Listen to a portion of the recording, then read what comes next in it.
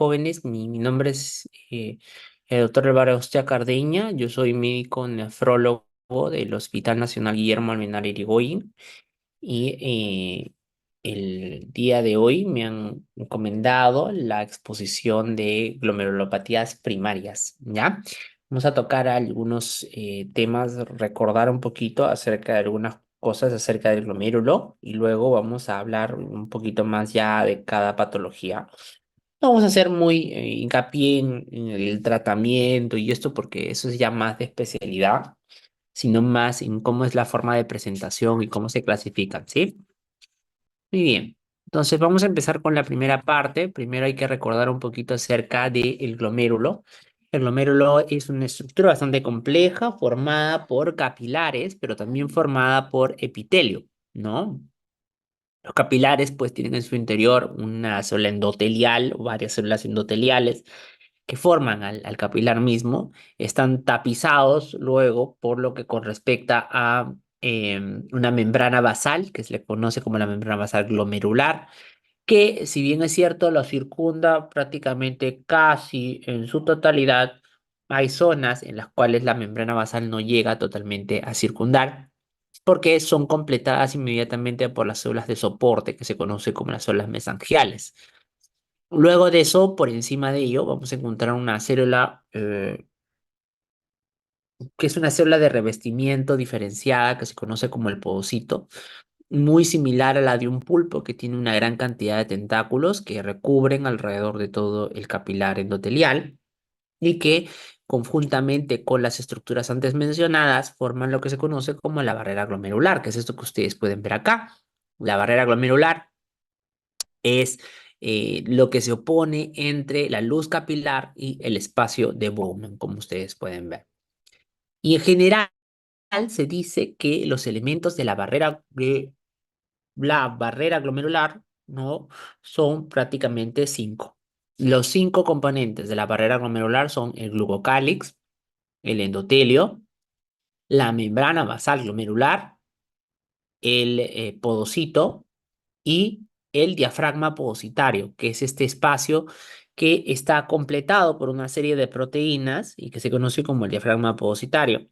Y el glucocálix, que es el otro elemento nuevo que digamos se ha agregado, es una fina capa de moléculas electronegativas que lo que hacen es estar por encima de la célula endotelial, de tal manera que son la primera barrera que le ofrecen contra las proteínas al interior de las capilares y en el interior del endotelio, ¿no? Este es el diafragma podocitario, miren ustedes el podocito, el pedicelo, y están completados por una serie de proteínas que están la nefrina, la nef1, nef2, podocina, etcétera, ¿no?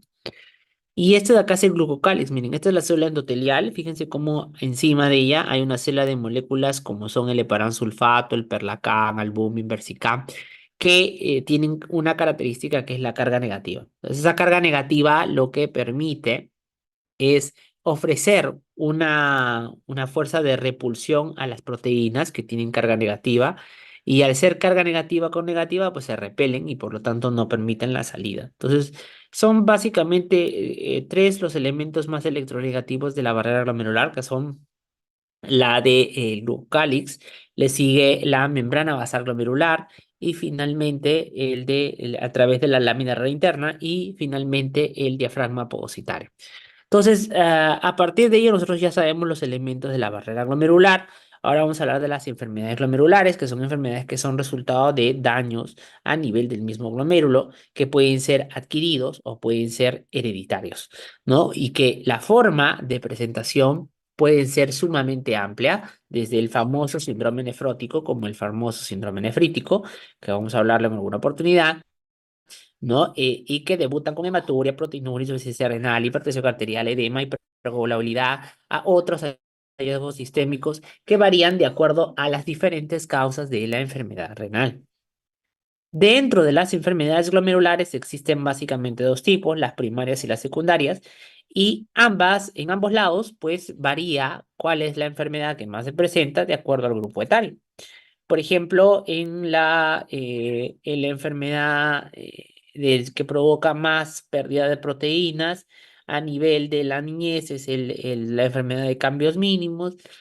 La enfermedad membranosa puede llegar a ser más en la etapa adulta, adulto mayor, ¿no? Y así, el lupus que puede ser mayor a nivel del adulto joven, sobre todo en la mujer, ¿no? Entonces, son diferentes tipos de incidencias que se pueden encontrar de acuerdo a las diferentes enfermedades causantes de enfermedad glomerular. Y para hablar de la enfermedad glomerular, pues tienen que entender que la mayoría de las veces se deben a una alteración de las estructuras del capilar glomerular, eh, que puede ser funcional o puede ser directamente autoinmune, es decir, mediado por anticuerpos, inmunocomplejos o lesiones directas a nivel del endotelio, etcétera, ¿no? La forma de presentación puede variar entre síndrome nefrítico, que nosotros le llamamos así básicamente a la inflamación glomerular, ¿no? Que es básicamente mediado por la fuga de proteínas plasmáticas e inflamación a nivel del espacio de Bowman, y además que se caracteriza por un compromiso rápido de las nefronas en un gran número. Por eso es que muchas veces se asocia a insuficiencia renal. Cuando un síndrome nefrítico no se asocia a un deterioro de la función renal de manera muy marcada, no llegando inclusive a requerir diálisis o de tener una creatinina mayor a 4 miligramos por decilitro, se le conoce como glomerulonefritis rápidamente progresiva. Es una forma de presentación de las glomerulonefritis. Dentro del síndrome nefrótico, ustedes ya saben, las dos características que sí o sí tienen que estar son la proteinuria en rango nefrótico, es decir, de más de 3,5 miligramos por día, o la hipoalbuminemia de menos de 3,5 gramos por decilitro. Si no existen las dos características fundamentales para decir síndrome nefrótico, uno no puede decir síndrome nefrótico porque justamente las complicaciones que aparecen en el síndrome nefrótico son secundarias a la presencia de estas dos variables, ¿no? Muy bien. Entonces, dentro de las enfermedades glomerulares existen básicamente dos tipos, que son las primarias y las secundarias, que ya lo hemos mencionado. Y las primarias son aquellas en las que la enfermedad está causando solo daño directo a nivel del glomérulo, mientras que las secundarias son enfermedades generalmente debidas a enfermedades multisistémicas, que dentro de las lesiones que causan, una de las formas de daño son las de daño renal mediante la glomerulopatía. Entonces, fíjense, en la sistémica nosotros tenemos enfermedad renal diabética, nefritis lúpica, glomerulonefritis asociada a ANCA, amiloidosis, vasculitis, gamapatía monoclonal, glomerulonefritis asociada a infecciones, crioglobulinemias, etcétera.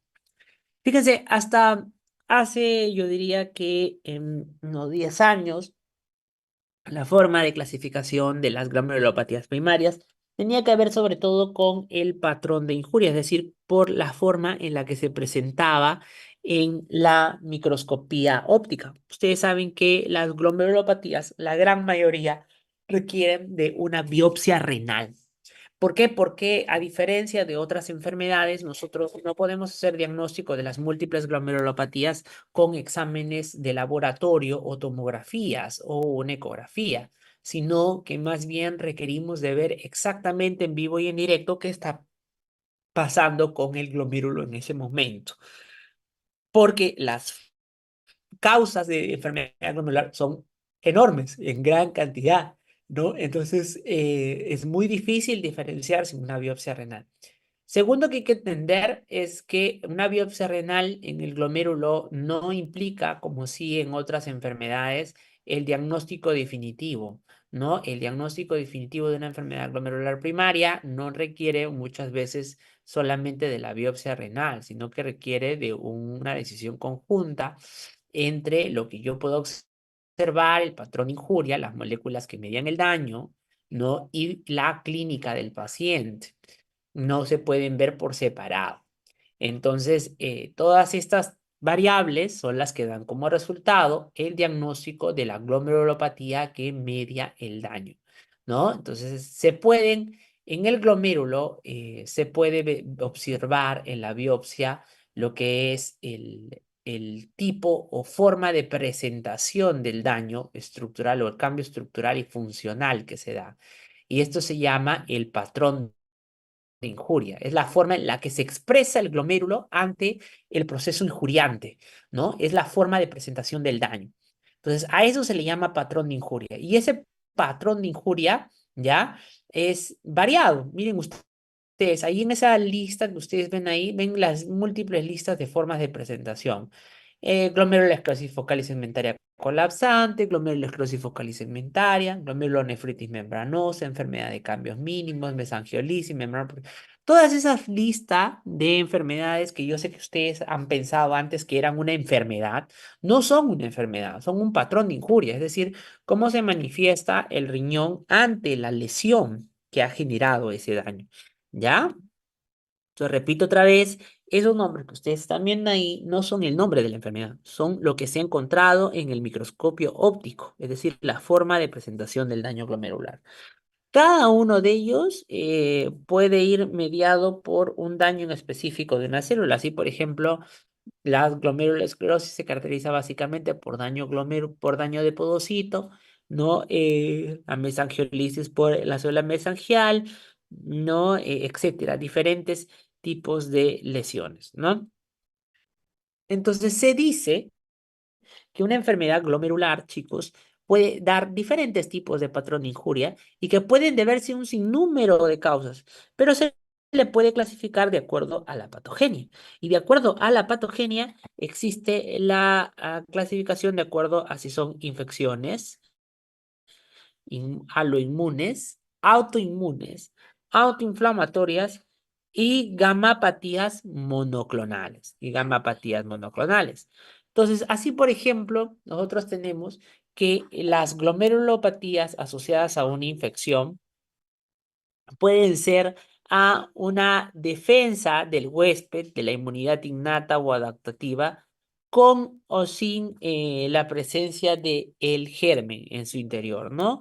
Si, por ejemplo, las infecciones, las glomerulopatías asociadas a infecciones son habitualmente glomerulopatías que se deben a que el glomérulo expresa un daño, ¿no? A nivel del mismo, ¿no? Por una inflamación ante la respuesta inflamatoria del germen. Por ejemplo, en la glomerulonefritis posinfecciosa se debe a que yo detecto un antígeno, mi cuerpo detecta un antígeno del germen y ese antígeno hace una reacción cruzada contra una molécula propia mía y por lo tanto yo creo un anticuerpo contra eso. El anticuerpo se une con el antígeno, forma lo que se conoce como el inmunocomplejo y este se termina depositando a nivel del glomérulo, provocando glomerulonefritis, lo que es muy producido en la glomerulonefritis postinfecciosa, por ejemplo, ¿no? Eso es lo que sucede. Aquí vamos a ver que hay habitualmente depósitos de anticuerpos, IgM, IgG, etcétera, ¿no? Hay otro tipo de enfermedades glomerulares que son las glomerulonefritis autoinmunes. Las glomerulonefritis autoinmunes son glomerulonefritis mediadas por anticuerpos por inmunidad adaptativa en respuesta de autoantígenos, ¿no? En respuesta de autoantígenos. Y estos autoantígenos pueden darse por diferentes causas, ¿no? Por diferentes causas. Bien, por ejemplo, acá pueden mediar diferentes tipos de células, ¿no? Y dan anticuerpos específicos contra el tipo de antígeno que ha mediado el daño. Por ejemplo, en la glomerulonefritis membranosa, ¿no? Hay otro tipo de glomerulonefritis que es la glomerulonefritis autoinflamatoria. Este generalmente se debe a errores al momento genético de la inmunidad innata que generalmente no produce depósito de inmunocomplejos, ¿no? Pero que provocan diferentes grados variables de daño glomerular. Y otra forma de presentación son las mediadas por las gamapatías monoclonales, que se deben a la presencia de una paraproteína. O sea, acá yo tengo un anticuerpo, un anticuerpo que está sintetizado de manera anómala y que provoca la respuesta inflamatoria o el daño de la barrera glomerular, ¿no? Miren, acá se puede ver mucho mejor la glomerulonefritis por infección. Yo tengo una respuesta adaptativa en contra un antígeno de un patógeno. Este antígeno del patógeno se une al anticuerpo, se forma un inmunocomplejo.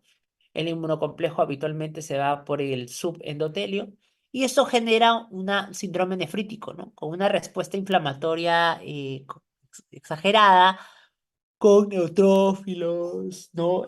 Monocitos, la salida de eritrocitos, ¿no? La activación de complemento, etcétera, y con la insuficiencia renal de por medio, ¿no? Luego está la glomerulonefritis inmune, que aquí se da básicamente porque hay una respuesta adaptativa contra un antígeno. Igual hay un anticuerpo, esta vez generado no contra un antígeno patógeno, sino más bien contra un antígeno propio, es decir, hay una pérdida de la tolerancia en la cual además hay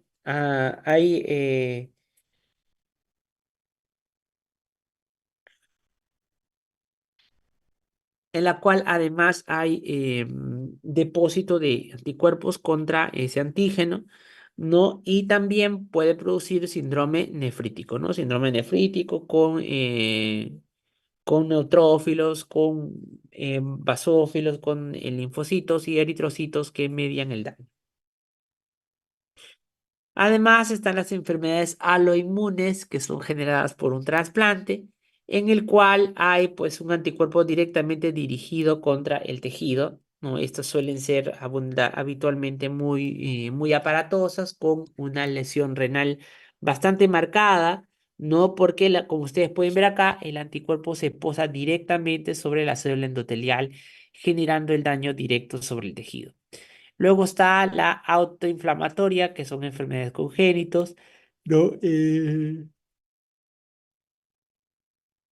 Mediados por la secreción de citoquinas, ¿no? Aquí lo que tenemos es una alteraciones por ejemplo, depósitos de algunas moléculas que provienen del sistema inmune o activación del complemento de manera espontánea, ¿no?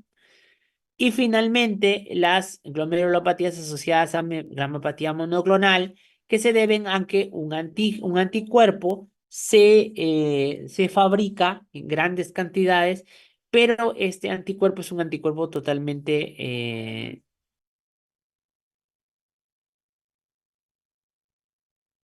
pero ese anticuerpo ambientalmente es un anticuerpo que tiende a hacer daño sobre la capa glomerular y no suele ser completo, ¿no? A veces está solamente la parte que se conoce como la cadena ligera, ¿no? Muy bien. Vamos por una de las enfermedades primarias que se conoce como la enfermedad de cambios mínimos. La enfermedad de cambios mínimos es una enfermedad que se llama así por el patrón de injuria, ¿no? O sea, lo que tenemos acá es un patrón de injuria que se llama enfermedad de cambios mínimos o patrón de cambios mínimos. Recuerden ustedes que hemos visto que las glomerulopatías pueden tener múltiples patrones de injuria. Entre ellos está, por ejemplo, cambios mínimos, minimal change disease, ¿no?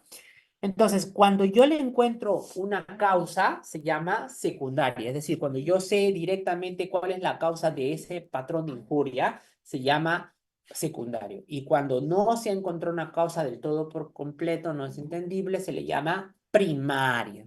Primaria. Entonces hay que recordar porque habitualmente los que requieren tratamiento inmunosupresor son aquellos que se manejan como el término de primario, ¿no? Bien. Aquí, ¿qué sucede en las enfermedades de cambios mínimos? Hay un deterioro del podocito. ¿Y a qué se debe el deterioro del podocito? Miren, el deterioro del podocito se debe a que existe una alteración de la permeabilidad, ¿no? O la producción de un factor de alta permeabilidad a nivel del podocito, que lo que hace que, ustedes recuerdan cómo era el podocito, que tenía un montón de pedicelos, ¿no? Miren acá un montón de pedicelos uno tras otro, y aquí se pierde totalmente y esto se vuelve como una línea plana, ¿no? Permitiendo la salida de proteínas habitualmente. Entonces, cuando la enfermedad de cambios mínimos uno no le encuentra una causa aparente, se denomina primaria y se cree que esta se debe a que, por ejemplo, hay una disregulación inmune que produce factores de permeabilidad. Y esos factores de permeabilidad que pueden ser desde mediadores circulatorios como autoinmunes, citoquinas, hematoxinas, hasta factores glomerulares como interleuquina 4 o VEG o la pérdida del podocito, ¿no? Pueden mediar que, por ejemplo, haya una pérdida de los tentáculos podocitarios, ¿no? Miren, acá se pueden ver los pedacitos todos bien bonitos, están totalmente separados y aquí están completamente unidos porque hay una pérdida de la regulación de su estructura. Entonces, como consecuencia, lo que pasa es una síndrome nefrótico, ¿no? La enfermedad de cambios mínimos se asocia mucho al síndrome nefrótico, se debe, como repito, a una disfunción de célula B y una célula T que aumentan la producción de un factor o mediador de solubilidad o factor de permeabilidad glomerular que no se sabe todavía cuál es y que este genera una alteración de la membrana glomerular, aumentando la permeabilidad a las proteínas. ¿Por qué se le llama enfermedad de cambios mínimos? Porque lo único que produce, el único cambio más marcado que se produce es a nivel ultraestructural, donde si yo veo al glomérulo, específicamente al podocito, voy a ver los procesos podocitarios totalmente borrados. Pero si yo viera la biopsia convencional, que es la microscopía óptica, esta que ustedes ven acá, que es la de hematocilina y eosina, no voy a encontrar casi ningún cambio. Y por eso, como no se le encuentra casi ningún cambio, se parece, es muy parecido a un glomérulo normal, se llama enfermedad de cambios mínimos. Como les dije, la enfermedad de cambios mínimos, esa sí es primaria. Si es secundaria, se puede deber a diversas causas. ¿Qué otras cosas puede producir el patrón de injuria como enfermedad de cambios mínimos? Enfermedades virales, parasitarias, enfermedades inflamatorias no esteroideos, litio, interferón, rifampicina, enfermedad de Hodgkin, ¿no? Ahí hay una lista bien grande de cuáles son los agentes que pueden producir este tipo de lesión a nivel glomerular. Esta forma de presentación, sobre todo primaria, es muy característica de los niños, ¿no? En los niños se puede presentar esta enfermedad de cambios mínimos y es una causa muy frecuente de síndrome nefrótico, siendo causa tan frecuente que muchas veces no requiere ni siquiera de la biopsia renal para poder hacer diagnóstico y se le inicia inmediatamente tratamiento. Una de las cosas muy características es la pérdida de selectividad de la carga, lo que provoca una proteinuria no selectiva y finalmente un síndrome nefrótico muy marcado. Dentro del tratamiento está que si es primaria, pues requiere inmunosupresión. ¿Por qué le damos inmunosupresión al paciente con enfermedad de cambios mínimos? Porque hemos visto que muy probablemente, porque esas son puras teorías, se pueda deber a un aumento del factor de la permeabilidad mediada por el linfocito T, ¿no? Entonces, ante la probabilidad, pues se indica como si así fuera. Muy bien. Otra forma de presentación es la de la glomerulosclerosis focal y segmentaria. Y otra vez más, esta es una forma de presentación de daño, o sea, es un patrón de injuria. Ese patrón de injuria se da porque otra vez acá el podocito, al igual que en la enfermedad de cambios mínimos, es la célula más lesionada. Solo que aquí responde a una diversidad de formas. ¿No? Una de las formas a las que responde es, por ejemplo, el estrés dinámico, es decir, constantes dilataciones o tensiones de la pared del glomérulo pueden mencionar que terminen produciendo un mayor daño sobre el podocito, porque el podocito es la célula que soporta finalmente esta carga de salida del filtro, ¿no? Entonces se sabe que cuando eso sucede, a veces el podocito en el intento de querer regenerarse provoca que la cápsula de Bowman haga este aumento de mitosis y poco a poco intentar producir más podocitos, pero más bien tiende a cerrar e inclusive a colapsar el glomérulo, por lo que no es frecuente. En la glomerulosclerosis focal y segmentaria primaria, es decir, aquella que no tiene todavía una causa totalmente definida, se sabe sí que hay, igual que en la enfermedad de cambios mínimos, un factor de permeabilidad aumentado. Estos que se han encontrado son los más frecuentes, que son el SUPAR, el microARN y el CLC, ¿no? Que provoca una toxicidad directa a nivel del podocito y una activación de las integrinas alfa que desempeñan un papel importante en la regulación dinámica de estos migrocitos provocando un barramiento generalizado de los pedicelos que además provoca la migración para la actividad, ¿no?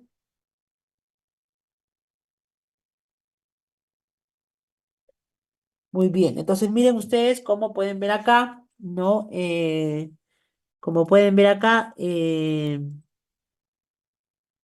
Como pueden ver acá, ¿no? El glomérulo forma una sustancia proteinácea acelular y esa sustancia proteinácea celular es lo que se conoce como esclerosis. Es por eso que esta enfermedad y además esta esclerosis sucede en menos del 50% de los glomérulos, menos del 50% de todos en general, de todo el glomérulo, ¿no? Entonces por eso se llama glomerulosclerosis focal y segmentaria, ¿ya? Muy bien. Pero así como la enfermedad de cambios mínimos puede deberse a una enfermedad secundaria, o sea, a otra enfermedad que ha generado ese patrón de injuria, igual la focal y segmentaria. Por eso esta que ustedes ven aquí son las listas de condiciones que pueden generar una glomerulosclerosis focal y segmentaria de índole secundario, ¿no? Como son, por ejemplo, alteraciones del gen APOL1, ¿no? Obesidad, tabaco, gestacional, parto prematuro, ¿no? Uso de interferones, HIV, son diferentes causas probables para glomerulosclerosis focal y segmentaria.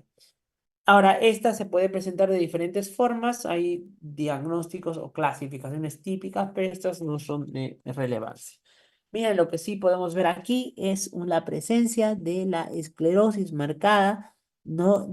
A nivel del pósito.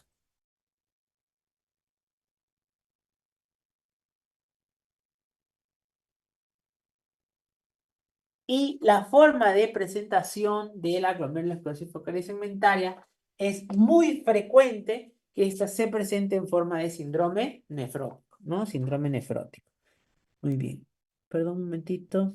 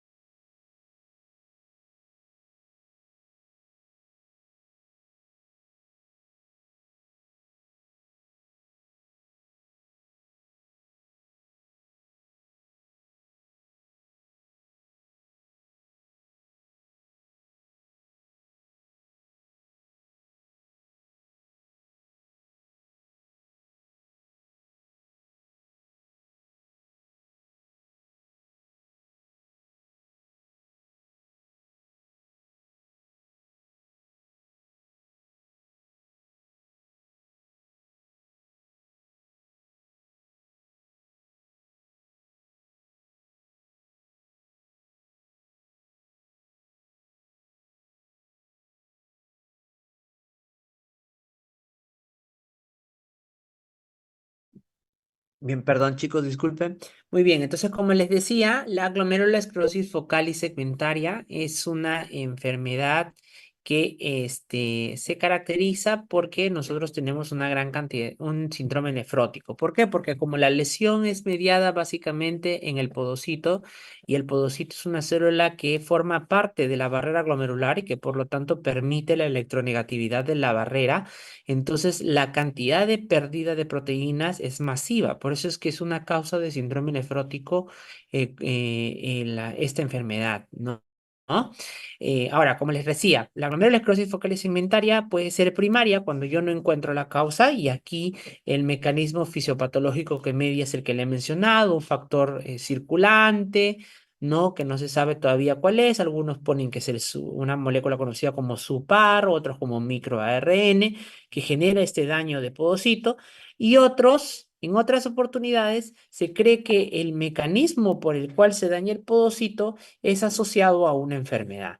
Cuando es asociado a una enfermedad como HIV, como parvovirus B19, cuando es APOL1, prematuridad, etcétera, es allí donde se conoce como secundaria. Y en esos casos es importante diferenciarlo porque, como les repito otra vez, se trata de una forma de patrón de injuria que está asociada a una enfermedad, ¿no? Entonces, muy bien. Cuando es primaria, pues el tratamiento es inmunosupresor. ¿Por qué? Porque obviamente aquí sabemos que el linfocito B o el linfocito T es el que ha mediado probablemente ese factor de permeabilidad aumentado y que ha generado esa proteinuria. Entonces, en esos casos se da pues corticoides u otros inmunosupresores, ¿no? Mientras que cuando no, ahí es secundario, no se le da tratamiento inmunosupresor, sino más bien se le da tratamiento a la causa. Si es infección por parvovirus B19, pues hay que darle el manejo paliativo del parvovirus B19 y etcétera, ¿no? Otra forma de presentación es el patrón conocido como nefropatía membranosa, que también es una lista, está dentro de la lista de las formas de presentación. Miren, acá estaba en las formas de patrón de injuria, ¿no? Acá está, donde están membranos, glomerulonefritis o nefropatía membranosa. Es otra forma de tipo de lesión o de patrón.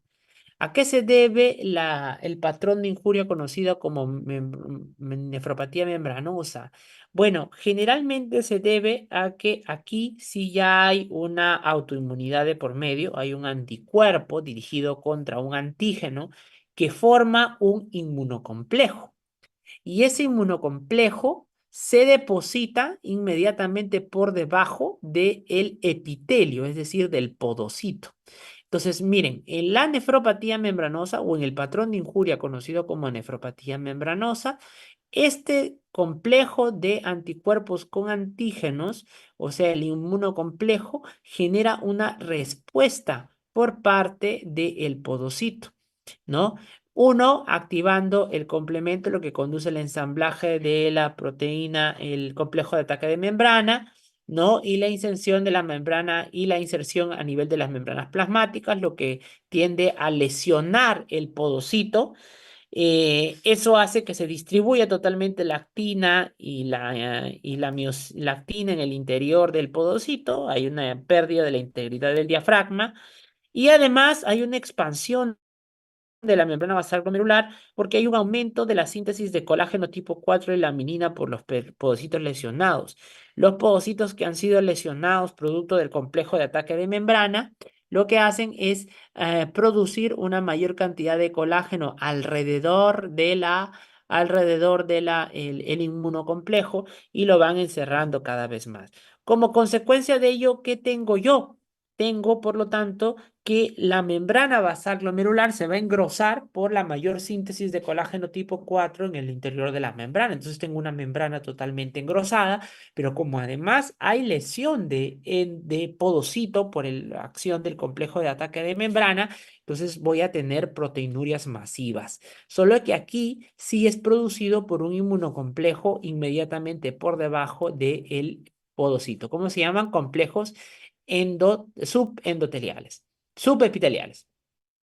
Muy bien. Y esos inmunocomplejos, la pregunta es cómo se formaron. Puede que se hayan formado anteriormente y se hayan depositado acá, por ejemplo, en el caso del lupus, o el anticuerpo haya ido directo contra un antígeno del podocito, como es el PLA2R, o sea, el receptor de la fosfolipasa A2. O puede ser que el antígeno se haya posado inmediatamente por debajo del podocito y el anticuerpo se haya ido buscándolo a este antígeno.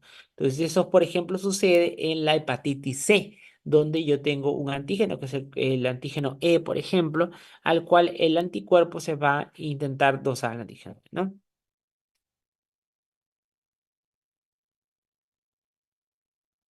Muy bien. Entonces, ¿a qué se le llama la nefropatía membranosa primaria? O bueno, ya no se le debe llamar primaria, porque en realidad se le llama nefropatía membranosa asociada a PLA2R. ¿Por qué? Porque la que nosotros conocíamos como primaria era la que habitualmente hemos descubierto que hasta en un 80% de los casos el antígeno que ha desencadenado la formación del inmunocomplejo se llama receptor de la fosfolipasa A2. Por eso, en realidad, en la actualidad ya intentamos no llamarla como nefropatía membranosa primaria, sino como membranosa asociada a PLA-OCR, ¿no? A PLA-OCR. Entonces, miren, acá está otra vez, tenemos el anticuerpo, se posa contra el antígeno y una vez estando allí, activa al complemento, el complejo de ataque de membrana.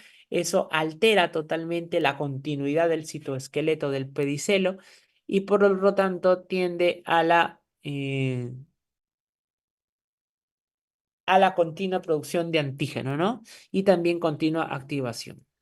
Miren, entonces acá están, poco a poco, depósitos autoinmunes, activación de complemento, generando lesión del podocito, y el podocito responde secretando una mayor cantidad de laminina y colágeno.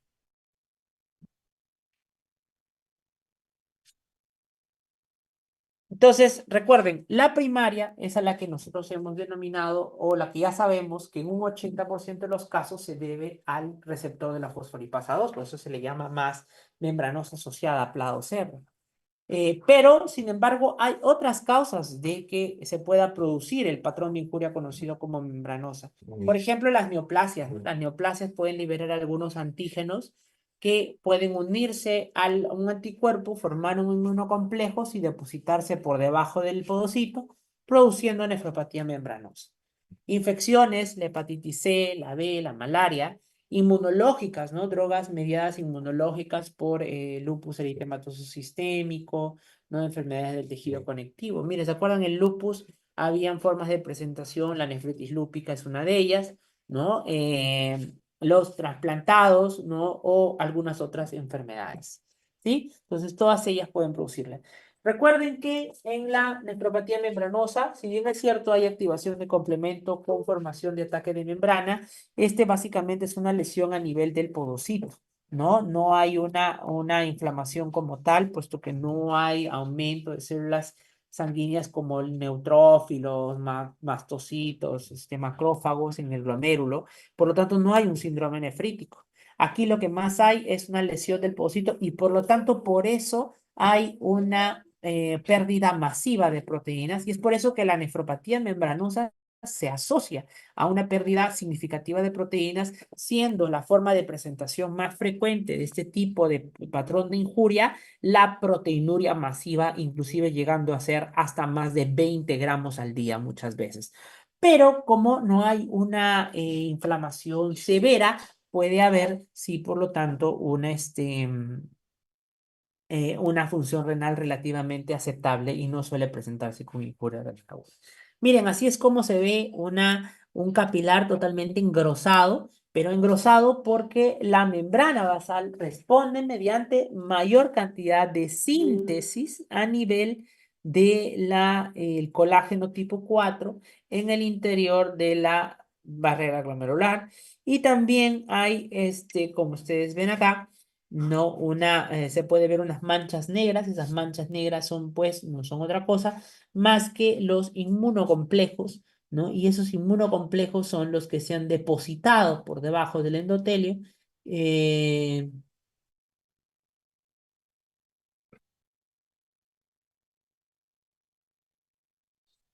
inmunocomplejos para el engrosamiento de la membrana basal, ¿no? Muy bien.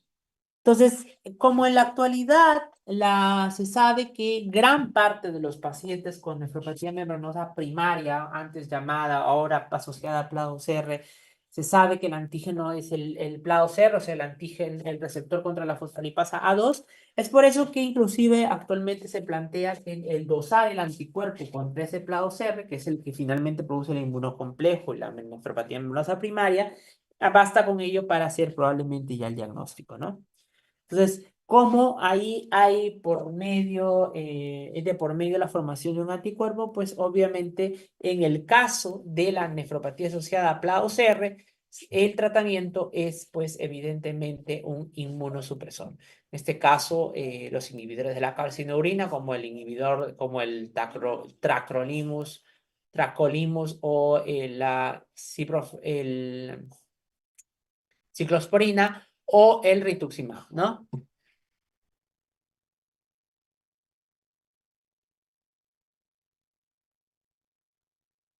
Muy bien. Otra forma, perdón, disculpen un ratito.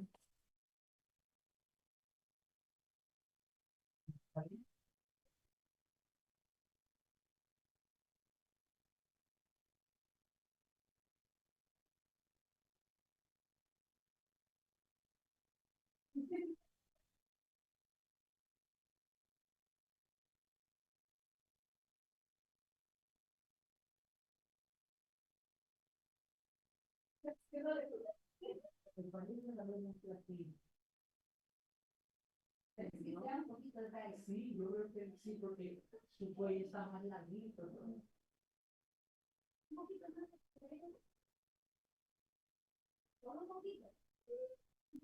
Ahí vamos.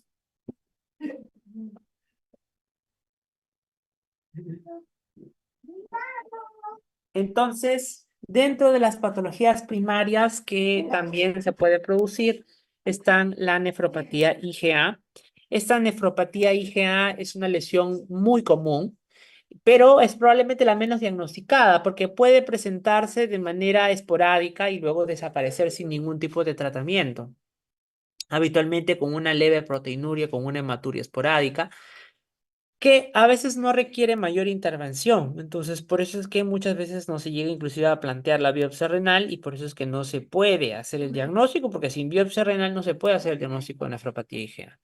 ¿Y en qué consiste la nefropatía IgA? Primero hay que recordar que la IgA es dependiente de una respuesta de mucosas y aquí usualmente lo que hay es una respuesta inmune aberrante por parte de las mucosas con una migración de células plasmáticas a sitios más sistémicos, donde van a producir una IgA polimérica con, con características diferentes a las normales habituales, ¿no? Por ejemplo, habitualmente son de cadenas ligeras lambda, que están sobre representadas, hay un aumento de IgA polimérica en suero, hay una alta producción de IgA pobremente galactolizada y hay una alteración de la sialilación de la IgA1, ¿no? Entonces eso provoca que esta IgA sea totalmente aberrante y es probablemente la que desencadena la respuesta, ¿no? Entonces se sabe que esta nefropatía IgA no, tiene una eliminación a través de diferentes señales que puede recibir o que puede emitir, que incluyen la activación de las células mesangiales, miren ustedes, la activación del podocito o inclusive la activación de las células tubulares, produciendo, entre otras cosas, inclusive la activación del complemento, ¿no? Inducida por actividad de las células mesangiales con proliferación mesangial y secreción de los componentes de la matriz extracelular. Hay un crosstalk entre mesangieles y podocitos, que quiere decir que entran en un constante intercambio, como una metaplasia, y hay una actividad de la vía del complemento vía alternativa, ¿no? Que se pueden activar de manera muy leve, generando a veces la presencia de C3A y C3A, C35A a nivel de la biopsia, ¿no?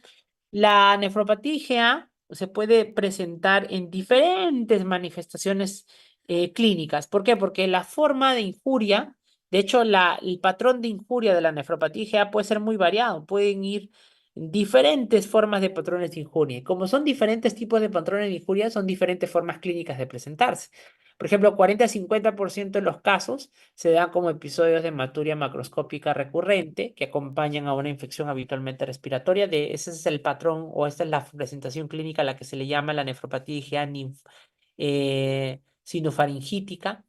Y el 30-40% tiene hematuria macroscópica y generalmente proteinuria leve, ¿no? Y se detectan incidentalmente y solo 10% desarrollan o síndrome nefrótico severo o una glomerulonefritis rápidamente progresiva. Esas son muy, muy raras y son variables demasiado, demasiado inesperadas, ¿no?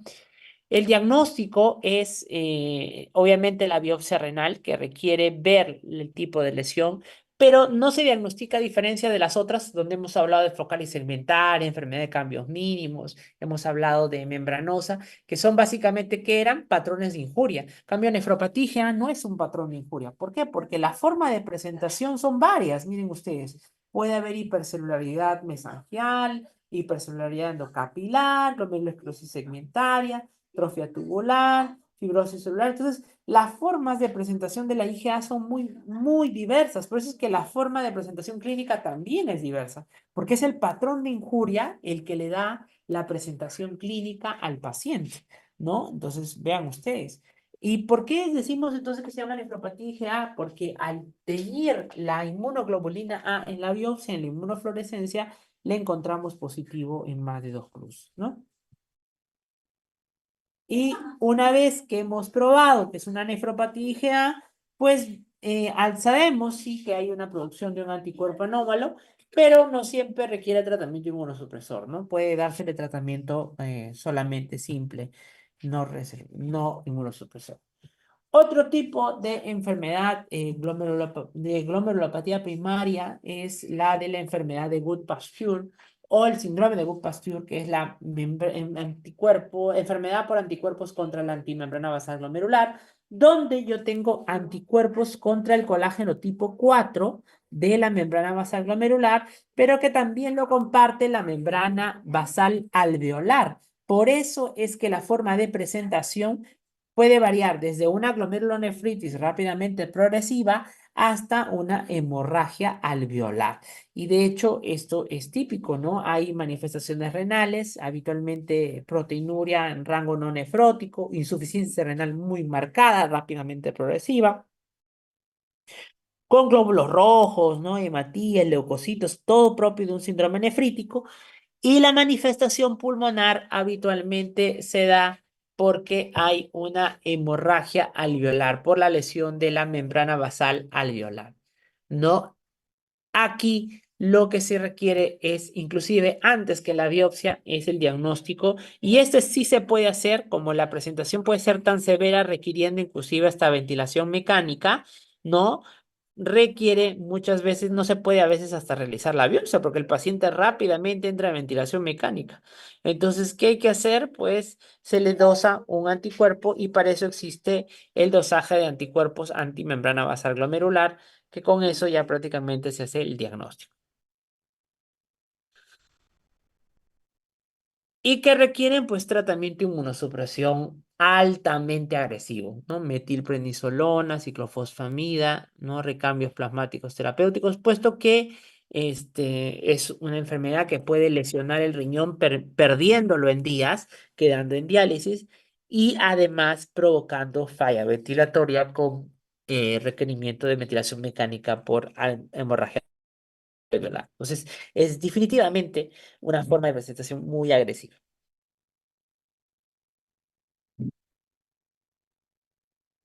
Otra forma de enfermedad glomerular es la enfermedad por membrana proliferativa.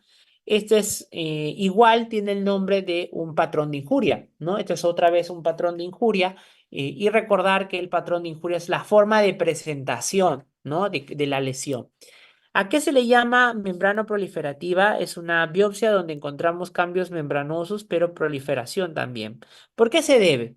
Miren, aquí lo que hay es la formación de un anticuerpo o de una actividad autoinmune o de una actividad inmune que lo que hace es la fase injuriante activa lo que es el complemento, es inmunomediado del complemento atrae lo que son linfocitos, monocitos, neutrófilos, anticuerpos y proteínas del complemento, ¿no? Y que además va a provocar que, miren ustedes, por debajo del capilar se comiencen a aglomerar una cantidad de células e inclusive moléculas de la inmunidad y encima el podocito va a intentar secretar una mayor cantidad de membrana basal glomerular y es por eso que se ve como una imagen de doble riel en el cual hay células atrapadas por la barrera glomerular y esto es lo que se conoce como membrana proliferativa. Membrana proliferativa.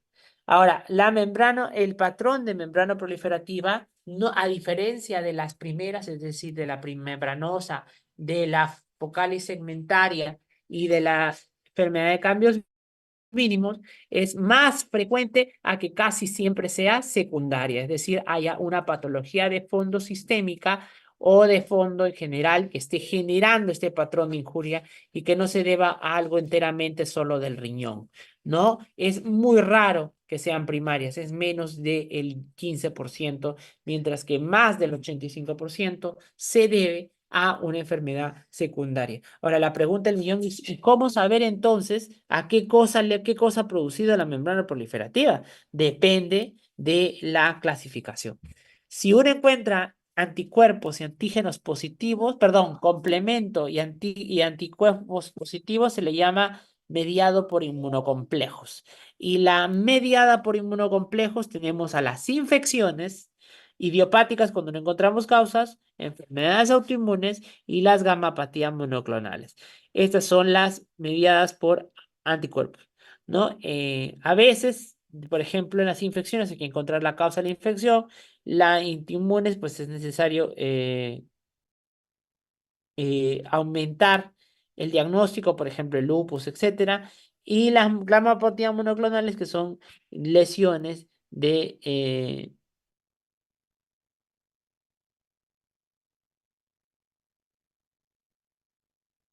muy bien. Y luego está lo que es los mediados por complemento.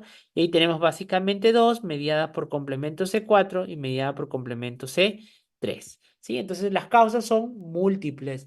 Miren, acá hay diferentes tipos, infecciosas, mediada por inmunocomplejos, neoplasias y por complemento. Acá hay otra forma de clasificación. Y la clínica varía, ¿no? Se dice que el patrón conocido como membrana proliferativa es de mal pronóstico porque se presenta en el tiempo. Habitualmente ha sido primero una proliferación celular que ha estado más de 3 meses y que ha provocado esa lesión de tipo de formación de tipo doble riel, ¿no? De la membrana basal glomerular y que no va a revertir con ningún tipo de tratamiento. Por eso es que habitualmente tienen mal pronóstico, tienen proteinuria, tienen pérdida por hematuria, leucocituria, no una función renal que se va deteriorando en el tiempo. Puede ser, es una lesión que a veces puede haber depósitos subendoteliales o proliferación mesangial y un doble contorno a nivel de la membrana glomerular. Miren ustedes, acá se puede ver muy bien cómo es que hay la presencia de doble membrana, ¿no? Con el inmunocomplejo a través de él y además los capilares están totalmente llenos de células inflamatorias, razón de por qué se llama membrana proliferativa. Acá se puede ver igualito, miren, la presencia de los dobles contornos, igualito, muy bien. No sé si alguno tiene alguna pregunta.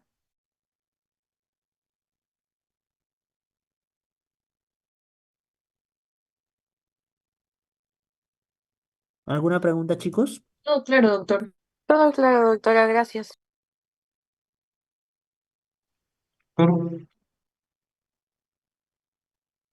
Bien, si todo está claro, chicos, muchas gracias. Nos vemos hasta la próxima oportunidad. Gracias, doctor. Gracias, doctor. Gracias.